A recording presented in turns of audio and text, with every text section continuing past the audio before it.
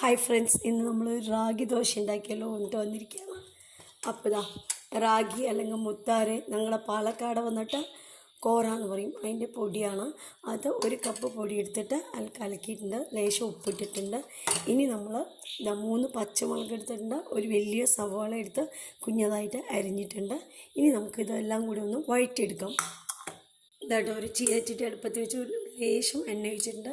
അതിലേക്ക് നമ്മൾ ഉള്ളിയും പച്ചമുളകും അരിഞ്ഞത് ഇടുക, നന്നായിട്ട് വഴറ്റിയെടുക്കുക. എന്നിട്ട് മാവിൽ ചേർത്തിട്ട് കലക്കി ദോശ ചൂടുക കേട്ടോ. സൂപ്പറായിരിക്കും. ചുറ്റ് കഴിഞ്ഞാൽ നിങ്ങൾക്ക് തന്നെ മനസ്സിലാവും ഇത്രയും ടേസ്റ്റ് ഉണ്ടോ റാഗി ദോശ ആണ്. നല്ലോണം മറൂൺ കളറൊന്നും ആവണ്ട, ഒരു വിധം വഴന്ന് വന്നാൽ നമുക്ക് കേട്ടോ. അപ്പോൾ അത്രയ്ക്ക് ഒരു വിധം വന്ന് ഇതിൽ തന്നെ ഒരു പകുതി വേവാവുമല്ലോ വഴറ്റുമ്പോഴും. പിന്നെ അതിൽ ദോശയും കൂടെ ചുടുമ്പോൾ സൂപ്പറാവും. ഇത് എത്രത്തോളം പൊടിയാക്കാൻ പറ്റണോ അത്രത്തോളം പൊടിയായിട്ട് അരിയാം. ഞാൻ ജസ്റ്റ് ഒരുവിധം എനിക്ക് പറ്റുന്ന പോലെ ഞാൻ അരിഞ്ഞിട്ടുണ്ട്. വഴന്നു വന്നു. ഇനി നമുക്ക് അടുപ്പ് ഓഫ് ചെയ്യാം.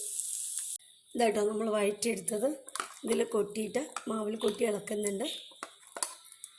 ഞാൻ 3 എണ്ണ ചൂടുള്ളൂ, നമുക്ക് അത്ര മതി. അതുകൊണ്ട് ഇതാ ഇനി നമ്മൾ ദോശക്കല്ല് ചൂടാക്കാൻ വയ്ക്കും. അടുപ്പ് കത്തിച്ചിട്ടുണ്ട്, ദോശക്കല്ല് അടുപ്പത്ത് വെച്ചു. അത് നന്നായി ചൂടായി വരട്ടെ.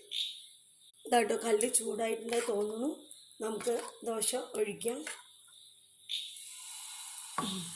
ഇത് വല്ലാണ്ട് നല്ല ഇതായിട്ട് എടുക്കാൻ പാടില്ല, ലേശം കട്ടിയിലാണ് കേട്ടോ അത് ചൂടുക.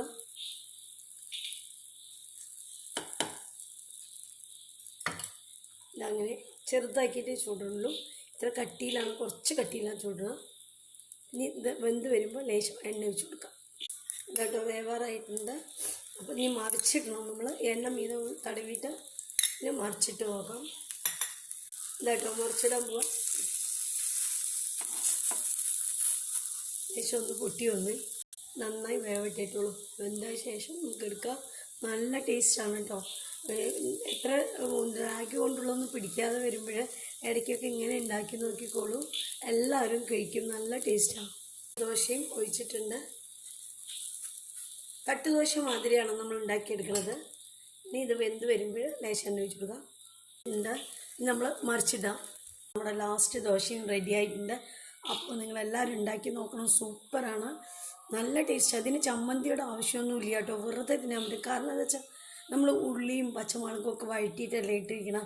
അപ്പോൾ ഇങ്ങനെ തന്നെ വെറുതെ കഴിക്കാനും നല്ല ടേസ്റ്റാണ്.